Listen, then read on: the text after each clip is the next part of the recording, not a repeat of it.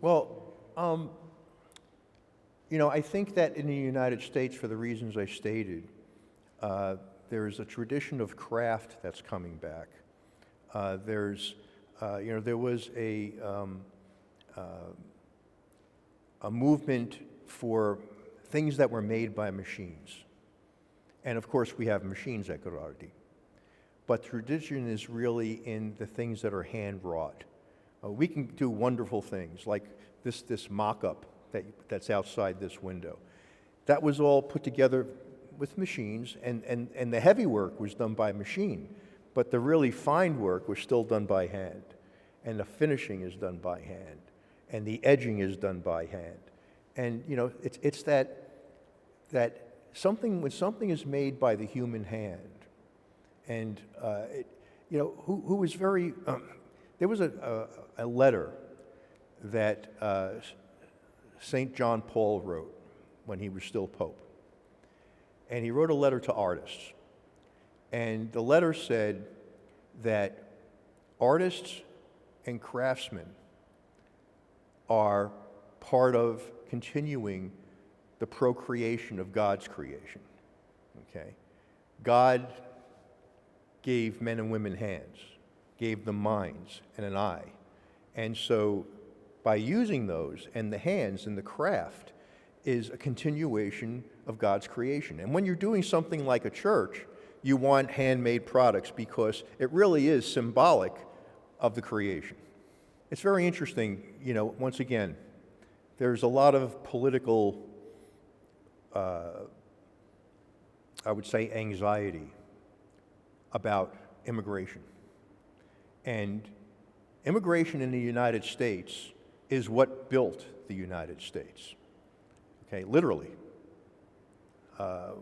What built the United States were the Irish and the British carpenters and the Italian masons, the bricklayers, the stone cutters, and other people, other immigrants had their contributions, but who built the United States were immigrants, except the one that we always forget about, the people who erected the steel were the Native Americans. They were the ones who would climb the steel without any safety nets, and they built the skyscrapers. But the masons were Italian, and the carpenters were Irish and British.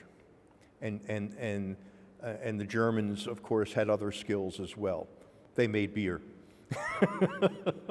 So, and what I'm really driving at here is, as the immigrants assimilated, and as they became settled in and educated their children, and their children went to school, all of a sudden they weren't marble workers anymore. They weren't mosaic layers. They weren't doing gilding on the ceiling. They weren't decorative painters. They weren't carpenters. They weren't bricklayers. Some of the smart ones became plumbers and electricians. They're the ones who really made the money.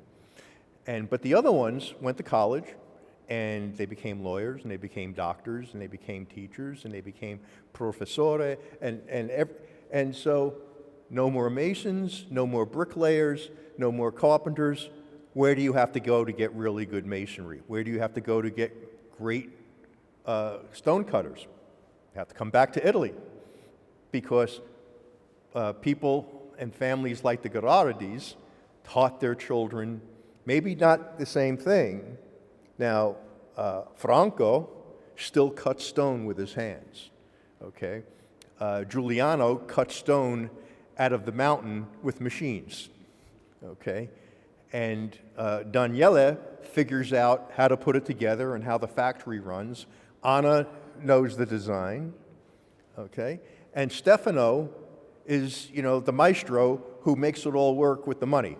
So, but it's still in the masonry business, and it enables us in the United States now, when we want to do a fine church like the Cathedral of St. John the Baptist, you can't get stone cut in the United States like this. In very, very few places. You can in very few places, but they're very few. I can go to Verona, I can come to Carpenedolo, okay? I can go to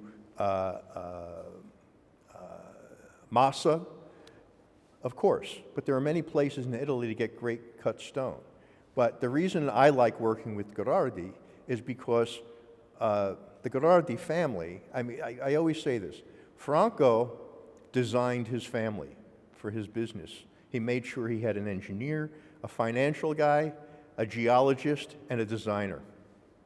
An instant business. And that's the reason why I like come here, because I can always talk to somebody to get an answer. I never have a phone call that says, I'll have to get back to you, because they have to ask somebody else. They have all the answers here.